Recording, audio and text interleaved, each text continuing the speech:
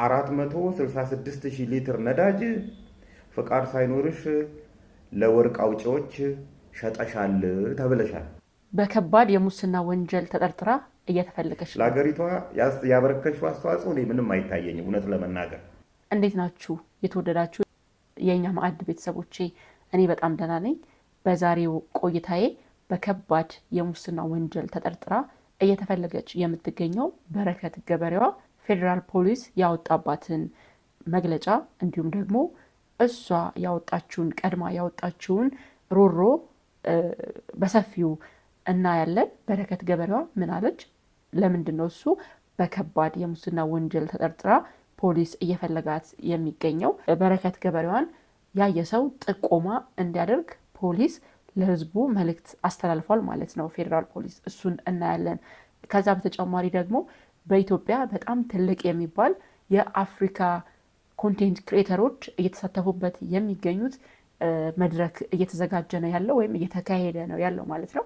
የማህበራዊ ሚዲያ ተጽዕኖ ፈጣሪዎች የተለያዩ ነገሮችን እያደረጉ ነው የሚገኙት ወይም ደግሞ የተለያዩ ቆይታዎችን ሲያደርጉ ገጠመኞችን እያሳለፉ ይገኛሉ ማለት ነው እና አንዳንዱ ትንሽ አስቂኝ አዝናኝ የሆነ ገጠመኝም አለው ማለት ነው። እሱንም እናያለን። ለማንኛውም እስከ ፍጻሜው ድረስ አብራችሁን ቆዩ። መጀመሪያ የምንመለከተው እንግዲህ የአፍሪካ ተጽዕኖ ፈጣሪዎች ኢትዮጵያ ውስጥ እየተደረገ የሚገኘው አዲስ አበባ ውስጥ እየተደረገ የሚገኘው ጉባኤ ላይ እየተሳተፉ ይገኛሉ እና በዛ ጉባኤ ላይ እንግዲህ እያደረጉ ያሉት አዝናኝ ቆይታ እንመለከታለን ማለት ነው። አሁን እያየን የምንገኘው ዊሊያም ላስት እንጀራ ለመጋገር ሲሞክር ነው ማለት ነው። ደፋው ማለት ነው። በነገራችሁ ላይ ዊሊያም ላስት ሳውዝ አፍሪካዊ ነው። የዘር ግንዱ ከቦትስዋና ይመዘዛል እና 30 ዓመቱ ነው እና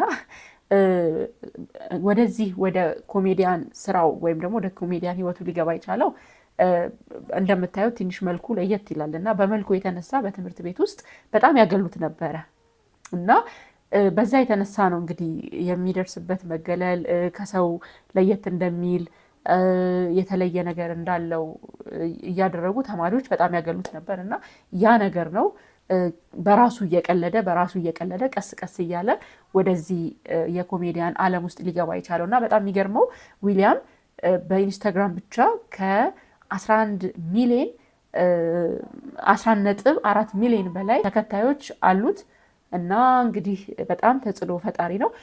ከዊሊያም ሌላም ደግሞ ቴንጌ መጥተዋል እንደምትመለከቱት ማለት ነው እና በጣም የቀረ አፍሪካዊ ተጽዕኖ ፈጣሪ የለም። በጣም የሚያስቅ ነገሮችን እያደረጉ ነው የሚገኙት ማለት ነው እና ወደ ሁለተኛው አጀንዳዬ ሳልፍ ደግሞ ዛሬ ማህበራዊ ሚዲያ ላይ በጣም መነጋገሪያ ከሆኑ ጉዳዮች አንዱ የበረከት ጉዳይ ነው ማለት ነው። የፌዴራል ፖሊስ በረከት ገበሬዋ ወይም በረከት አደራ የእሷ ጉዳይ በጣም መነጋገሪያ ሆኖ እንዳለ ማህበራዊ ሚዲያውን ይዞት ነበረ እና እንግዲህ ፖሊስ መግለጫ አውጥቷል ማለት ነው። ስለ በረከት ገበሬዋ በጣም እንደምትፈለግና በከባድ የሙስና ወንጀል እንደተጠረጠረች መግለጫ አውጥቷል ማለት ነው እና እስቲ የፖሊስን መግለጫ እንየው። ፖሊስ ምን አለ የሚለውን ማለት ነው። ከዛ ደግሞ እሷ ቀደም ብላ ፖሊስ ይሄን መግለጫ ከማውጣቱ ቀደም ብላ እንግዲህ ኢትዮጵያ አዘንኩብሽ ብላ አንድ ሮሮ የሚመስል ነገር መልእክት አስተላልፋ ነበር እና ፖሊስ ደግሞ እንግዲህ እሷን ጨምሮ ሌሎች 4 ግለሰቦች በጣም ከባድ በሆነ የሙስና ወንጀል እንደሚፈለጉ ገልጾ ግለሰቦቹን ማንነታቸውንና ምስላቸውን ዛሬ ይፋ አድርጓል። እንግዲህ ፖሊስ እነዚህ ግለሰቦች በፈጸሙት ከፍተኛ የሙስና ወንጀል ምክንያት በሕግ ጥላ ስር ውለው ምርመራ እንዲደረግባቸው የህዝብ ትብብር መጠየቁንም አስታውቋል። በፌዴራል ፖሊስ የወንጀል ምርመራ ቢሮ የወጣው መረጃ ደግሞ እንደሚያመለክተው በረከት ወርቁ አደራ፣ ጌታቸው አምሻ ያየው፣ ይልቃል የኔ ሰው ዘለቀና አቡሽ አየለ ገነነ የተባሉ ግለሰቦች ናቸው በከባድ የሙስና ወንጀል ተጠርጥረው እየተፈለጉ የሚገኙት ማለት ነው። እነዚህ ግለሰቦች በከባድ የሙስና ወንጀል ተጠርጥረው በሕግ የሚፈለጉ በመሆናቸው ህብረተሰቡ ግለሰቦቹን በሚመለከት ማንኛውንም መረጃ ካለው ለፖሊስ እንዲያሳውቅ ፖሊስ ጥሪ አቅርቧል። መረጃ ያላቸው ዜጎች በስልክ ቁጥር 0111 119475 ላይ ደውለው እንዲጠቁሙ ፖሊስ አሳስቧል ማለት ነው። የፌዴራል ፖሊስ ለወንጀል መከላከልና ለሕግ የበላይነት መከበር የህዝቡ የተለመደ ትብብር ወሳኝ መሆኑን ገልጾ ጥቆማውን የሚሰጡ አካላትም ሚስጥራዊነታቸው እንደሚጠበቅ ገልጿል ማለት ነው። በነገራችሁ ላይ ፖሊስ ይህንን መግለጫ ከማውጣቱ ሰዓታት ቀደም ብሎ በረከት አደራ ወይም ደግሞ በረከት ገበሬዋ ሮሮ የመሰለ መልእክትን አስተላልፋ ነበር እና የእሷን መልእክት ደግሞ እንመለከታለን።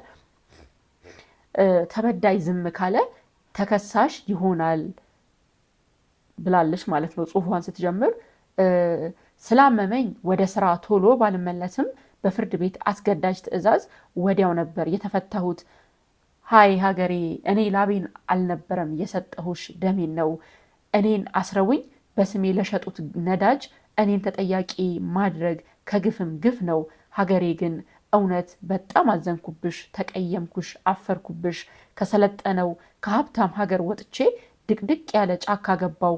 ዝቅ ብዬ ሰራው፣ ለሴቶች እህቶቼ ኩራት ሆንኩ። 3 ትምህርት ቤት ገንብቼ አቅመ ደካማ ህፃናትን አስተማርኩ። ምገባ ማዕከል 55 ሚሊዮን ብር ገንብቼ አረጋውያንን ጦርኩ። የፌዴራል ፖሊስ በስራ ላይ እያሉ የተጎዱ አባሎቻቸውን በአቅሜ ደገፍኩ። ሀገሬ ስትፈልገኝ አጠገቧ ቆምኩ። የቦረና ድርቅ ላይ ነበርኩ። የጎርፍ መሬት መንሸራተት ተሳትፌያለሁ። እናቶችና ህፃናት በነፃ የሚታከሙበት ክሊኒክም ገንብቼ ለምስኪን ወገኖቼ አበርክቻለሁ። ምስኪኑ ማህበረሰብ በኑሮ ውድነት እንዳይንገላታ የምችለውን አደረግኩ። ይሄ ውሸት ነው ሀገሬ? እስቲ ልጠይቅሽ፣ ለምን በውሸት ከሰሽኝ? ከመንግስት ጎን የቆምኩት እኮ የተሻለች ኢትዮጵያን አያለው በሚል ተስፋ እንጂ ስላገኘው ስለተጠቀምኩ አይደለም። ብልጽግና ከኔ ወሰደ እንጂ እኔ ከብልጽግናም ሆነ ከመንግስት ምንም ወስጄ ተጠቅሜ አላውቅም። አንድ ስንዝር የከተማ መሬት እንኳን ጠይቄ ወስጄ አላውቅም። ሀገሬ እውነት በጣም ተቀየምኩሽ። ከጉድለት የሰጠውሽ እንጂ 1 ብር አልነጠኩሽም። በነፍሴ ምላለው እግዚአብሔር ይመስክርብኝ። እንዳልሰራ ከፈለግሽ ካልፈለግሽኝ ምናልባት ምን አለበት ከነ ሙሉ ክብሬ ወደ መጣሁበት ብትመልሽኝ። ያለ ስሜ ስም ሰጠሽኝ፣ እኔ አልረግምሽም። ከዚህ በፊት ብዙ ጀግኖችና ብዙ የደከሙልሽ ውለታቸውን ስላበላሸሽ ረግመውሻል። ያ በቂ ነው። የልጆች እናት እንደሆንኩ እያወቁ ሕግ እንዲያስከብሩ ሕዝብና መንግስት አምኖ ያስቀመጣቸው ግለሰቦች በሴትነት ክብሬ መጡብኝ። ሰው ሀገር ለፍቼ ያመጣሁትን ገንዘቤን ያለ አግባብ ቀሙኝ። እና ሀገሬ ይሄ ለእኔ ይገባኛል እንዴ? የራሳቸው የሚዲያ ሰራዊት አዘነቡብኝ። ፍርድ ቤት 14 ጊዜ ቀርብ ያለው 7 ጊዜ ዳኞች እንድፈታ አዘዋል።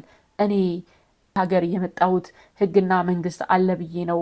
ለእኔ እርሻ የተፈቀደ 466,000 ሊትር ናፍጣ እጥረት ሀገሪቱ ላይ አስከተለ ስትሉ ትንሽ አይከብዳችሁም? ለዛውም ዶክመንቱን በምታዩት መልኩ ዶክመንት አያይዛለች እዚህ ጋር ማሳያችሁን ማለት ነው።